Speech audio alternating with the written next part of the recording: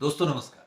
आज की इस शॉर्ट में बहुत ही इम्पोर्टेंट विषय आपके समक्ष रख रहा हूं कि क्या असेसमेंट ईयर 2025-26 की आईटीआर भरते समय करदाताओं को इनकम टैक्स की धारा 87A के अनुरूप जो रिबेट मिलती है, वो rebate short term capital gain की इनकम जो कि section 111A of income tax act में टैक्सेबल होती है, जिसकी रेटें पिछले वित्त वर्ष 2024-25 के लिए 22 जुलाई तक के ट्रांजैक्शन पर 15% और सब्सिक्वेंटली किए गए ट्रांजैक्शन पर 20% रहेगी, तो क्या शॉर्ट टर्म कैपिटल गेन की इनकम, उस पे लगने वाले टैक्स और यदि वो पर्टिकुलर इनकम थ्रेशोल्ड लिमिट के अंदर है रिबेट के पर्पजेस से सेक्शन 87 है 7 लाख, तो क्या रिबेट 87A की इस इनकम के अगेंस्ट मिलेगी या नहीं मिलेगी।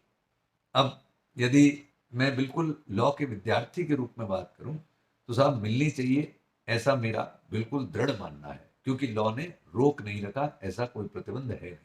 लेकिन अपने पूर्व अनुभव से बोलता हूं और आपने भी देखा है कि सरकार 2024-25 के मैटर में भी आज तक अड़ी हुई है कि बॉम्बे हाई कोर्ट के इंटरवेंशन के बावजूद फाइनली बॉम्बे हाई कोर्ट ने फेवरेबल बात नहीं करी करदाताओं के पक्ष में, तो सीपीसी आज भी सेक्शन 87A की रिबेट करदाताओं को असेसमेंट ईयर 24-25 में नहीं दे रही।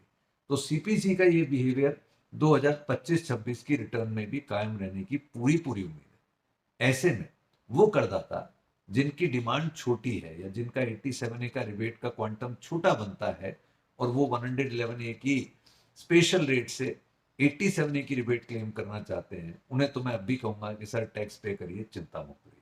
परंतु ऐसे करदाता जिनकी टैक्स डिमांड बड़ी होगी बिकॉज ऑफ 87A रिबेट मानते हुए कि उन्हें सीपीसी नहीं देगा और वो अपनी रिटर्न में क्लेम करना चाहेंगे, तो ऐसी परिस्थिति में उन करदाताओं को सलाह होगी कि वो अपील लड़ने के लिए तैयार है। तो ये एक द्वंद्व है।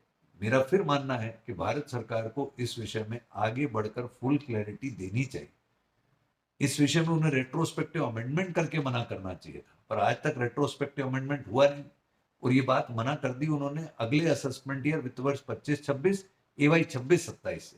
तो क्यों ना करदाताओं को 24-25 और 25-26 असेसमेंट ईयर में 87A की रिबेट 111A की इनकम के अगेंस्ट में मिले।